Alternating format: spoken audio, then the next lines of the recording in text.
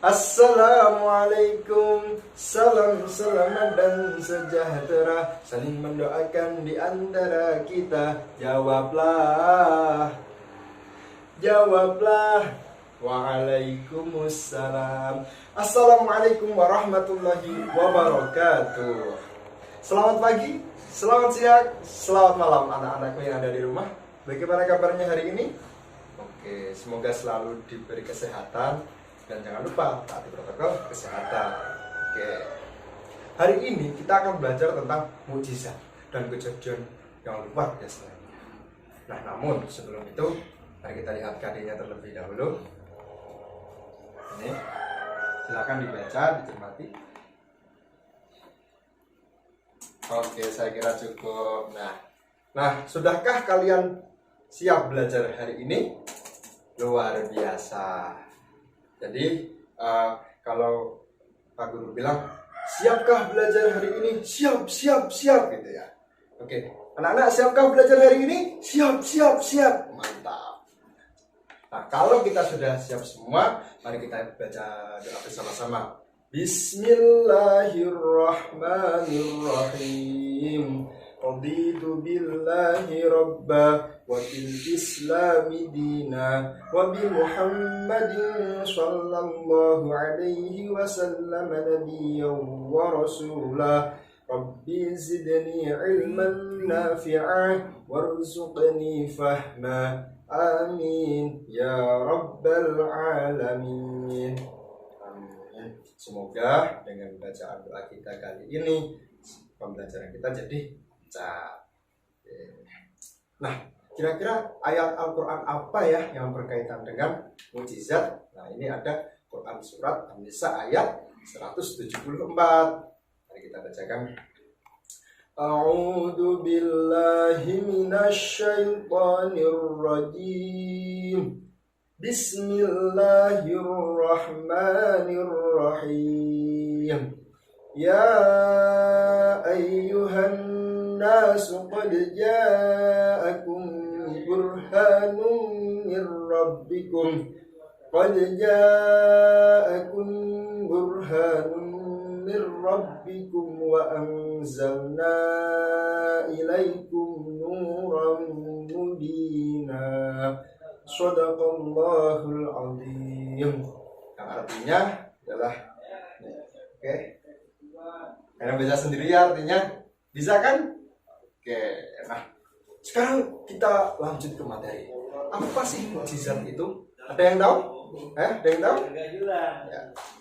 Iya benar. Mukjizat adalah kejadian luar biasa yang dianugerahkan Allah kepada Rasulnya. Untuk apa? Untuk melemahkan dan mengalahkan lawannya sebagai bukti atas kebenaran risalahnya. Oke. Mukjizat itu tidak dapat dipelajari, bahkan ditandingi oleh siapapun. Nah, ini perlu diingat. Dan datangnya itu secara tiba-tiba. Biasanya mukjizat ini diberikan pada waktu saat kondisi Rasulullah, pada saat kondisi nabi-nabinya Allah itu terjepit oleh musuh. Seperti saat Nabi Musa dikejar oleh Fir'aun. Dia sudah terpepet, dia sudah terpojok. Akhirnya Allah memberikan pertolongan dengan memukulkan tongkatnya. Nabi Musa bisa membelah lautan. Akhirnya dia bisa lari dari kejaran Fir'aun. Oke. Nah, mukjizat itu dibagi menjadi dua. Yang pertama ada kauniyah, yang kedua ada akliyah. Mukjizat kauniyah itu adalah mukjizat yang tampak, dapat ditangkap oleh panca indera. Panca indera itu kan ada mata, ada peraba, banyak itulah. Seperti tongkat Nabi Musa membelah lautan kan bisa dilihat, bisa kita pegang juga tongkatnya. Nah, yang akliyah itu seperti apa? Yaitu mukjizat yang hanya dapat dipahami oleh akal pikiran, seperti Al-Quran. Al-Quran ini hanya bisa dipahami dengan akal pikiran. Coba kita hanya melihat Al-Quran. Apakah kita bisa paham apa itu Al-Quran? Nggak bisa. Maka harus kita pahami. Nah, caranya memahami dengan membaca dan membaca artinya, membaca tafsirnya secara berpaham. Oke. Contoh-contoh mukjizat.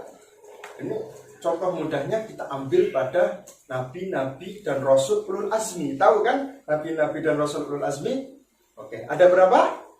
Ya, bentar, ada 5. Yang pertama Nabi Nuh, yang kedua Nabi Ibrahim, yang ketiga Nabi Musa, yang keempat Nabi Isa, dan yang terakhir Nabi Muhammad Shallallahu Alaihi Wasallam. Contoh yang pertama Nabi Nuh, mukjizatnya adalah bisa membuat kapal yang dimuat oleh banyak orang, yang tidak tenggelam, yang banjirnya itu setinggi gunung tapi dia tidak tenggelam. Itulah kehebatan mukjizat itu diberikan oleh Allah kepada Rasulnya. Yang kedua ada Nabi Ibrahim. Nabi Ibrahim ini mau dibakar sama Raja Namrud karena dia dituduh memecahkan berhala-berhalanya. Di saat dia sudah ditalib ini, terus mau dibakar, lalu Allah berfirman, "Qulna ya naru kuni bardaw wa salaman ala Ibrahim." Wahai api, jadilah engkau dingin. Nah, jadilah engkau itu dingin kepada Nabi Ibrahim dan menjadi penyelamat. Jadi api itu tidak terasa. Walaupun kayunya sudah habis, tapi Nabi Ibrahim tidak apa-apa. Itulah yang namanya mukjizat. Yang ketiga Nabi Musa, seperti yang saya ceritakan tadi, bisa membelah lautan sehingga dia bisa menyeberang dan jauh dari kejaran Fir'aun. Yang keempat yaitu Nabi Isa adalah bisa menghidupkan orang yang sudah mati. Ini yang menjadi bukti bahwa beliau adalah benar-benar Nabi. Ya, yang terakhir Nabi kita Nabi Muhammad SAW. Ini banyak sekali macam-macam mukjizat. Yang masyhur itu ada membelah bulan. Bahkan ketika ditantang sama orang kafir Abu Jahal, DKK dan kawan-kawan, dia ditantang. Akhirnya Nabi dengan bantuan Allah bisa membelah bulan. Jadi bulan itu didatangkan oleh Nabi, dibelah, dimasukkan ke ini, terus keluar dari sini dan terbelah, lalu menjadi satu lagi kembali ke atas. Itu kan tidak masuk akal ya. Nah, itu yang namanya mukjizat. Jadi luar biasa sekali. Karena akal kita tidak sampai. Itu yang namanya pertolongan Allah Subhanahu wa Ta'ala. Setelah kita mempelajari yang namanya mukjizat, ada juga kejadian besar lainnya loh. Apa itu? Yang namanya karomah. Nah, karomah ini apa? Nah, kejadian luar biasa yang dianugerahkan oleh Allah kepada hambanya yang saleh dan taat kepadanya. Orang yang saleh dan taat kepada Allah itu sering dinamakan dengan waliullah. Seperti difirmankan Allah dalam surat Yunus ayat 62, "Ala inna awliya Allahi la khawfun alaihim wa la hum yahzanun." Sesungguhnya wali-wali Allah itu tidak ada takut, bahkan tidak ada sedih sama sekali. Karena apa? Karena dia taat kepada Allah Subhanahu wa Ta'ala. Nah, seorang yang taat ini, seorang yang saleh atau seorang wali ini, itu juga aktif dalam mengembangkan ajaran agama Islam. Para wali ini juga sering dalam menyebarkan Islam tersebut sering mengalami kendala-kendala atau hambatan sebagaimana yang dialami oleh para rasul. Contoh seperti yang kita ketahui, ada Sunan Kalijaga. Ada tahu kan Sunan Kalijaga? Nah, itu tempatnya di Demak. Nah, Sunan Kalijaga dulu pernah hampir itu dibunuh sama Bupati Semarang. Nah, waktu itu kebetulan Sunan Kalijaga menyamar jadi tukang cangkul. Ketika dia mencangkul tanah, Masya Allah bisa keluar emas. Itu membuat hatinya sang bupati tadi tertarik. Akhirnya dia bertanya-tanya kepada Sunan Kalijaga tadi, dan akhirnya bupati itu bisa masuk Islam. Bahkan juga dia mau mengikuti apa yang dikatakan oleh Sunan Kalijaga. Nah, oke, yang ketiga ada ma'unah. Ma'unah ini adalah kemampuan luar biasa yang Allah berikan kepada seorang mukmin untuk mengatasi suatu kesulitan. Ini konteksnya lebih luas. Kalau tadi kan hanya orang yang taat, orang yang saleh.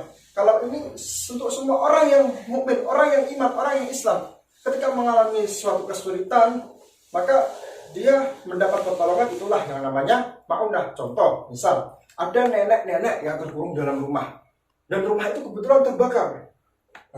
Kalau normalnya orang, apalagi orang tua, itu kan tidak bisa keluar. Tapi Masya Allahnya, ketika Allah memberikan maunah atau pertolongan, bahkan tembok yang kokoh pun bisa dibuka oleh nenek itu sehingga bisa selamat dari kebakaran. Seperti itulah contoh. Yang terakhir adalah irhas. Irhas ini hampir sama dengan mukjizat, tetapi lebih cenderungkah sebelum menjadi rasul. Nah, pengertiannya seperti ini. Kejadian luar biasa atau istimewa yang terjadi pada diri seorang calon rasul sebelum dia akan menjadi seorang rasul. Contoh, Nabi Isa sebelum menjadi nabi itu udah ada tanda-tanda kelahirannya.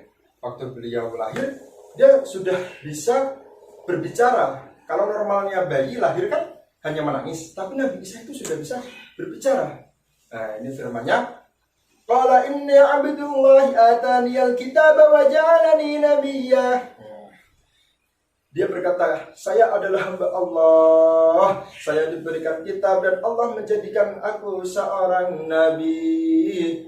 Nah, ada lagi dulu masa kelahiran Nabi kita Nabi Muhammad SAW, tiba-tiba apinya orang Majusi mati, yang biasanya abadi disembah beberapa tahun, tapi tiba-tiba mati karena kelahiran Nabi Muhammad SAW. Ada juga Nabi Muhammad waktu kecil, beliau ikut berdagang dengan pamannya Abi Thalib, tapi dia dinaungi oleh awan. Seperti itulah contoh irhas. Oke, sudah semua ya. Tadi ada mukjizat, ada karomah, ada maunah, dan ada irhas. Nah, kesimpulannya tadi adalah mukjizat itu kejadian luar biasa yang Allah berikan pada Nabi. Ingat, kalau mukjizat itu kepada Nabi untuk melemahkan musuhnya. Yang karomah adalah kejadian luar biasa yang Allah berikan kepada orang soleh seperti wali, juga untuk melemahkan musuhnya. Yang maunah adalah kejadian luar biasa yang Allah berikan kepada orang biasa sebagai bentuk pertolongan. Ingat, kalau yang dua tadi melemahkan musuh, yang maunah ini adalah sebagai bentuk pertolongan. Dan irhas yang terakhir adalah kejadian luar biasa yang terjadi kepada calon rasul atau calon nabi. Nah, seperti itu kesimpulannya. Nah, untuk mengingat, nah ini Pak Guru ada singkatan ya. Nah, ini lihat. Muna, kawa, maleh, iri caca, iri cara. Muna itu mukjizat untuk nabi. Kawa, karomah untuk wali. Maleh, maunah untuk orang saleh. Ir cara, irhas untuk calon rasul. Seperti itu. Ini dihafalkan ya, diingat-ingat ya. Oke. Nice. Kita sudah belajar banyak sekali ya. Jangan lupa tadi dihafal ya singkatannya, biar nanti kalau mengerjakan soal udah. Oke. Anak-anak sudah paham semua? Alhamdulillah, luar biasa. Baik, apabila pelajaran kali ini dirasa cukup, ada pertanyaan? Silakan yang mau bertanya. Oke. Nah, yang mau bertanya nanti silahkan di sini ya, di kolom komentar di bawah sini, atau bisa japri saya ya. Nanti akan saya jawab dengan sepenuh hati, insyaallah. Alhamdulillah, pelajaran kita cukupkan hari ini. Terima kasih semua atas partisipasinya dan mohon maaf apabila ada kesalahan. Wassalamualaikum warahmatullahi wabarakatuh. Yeah.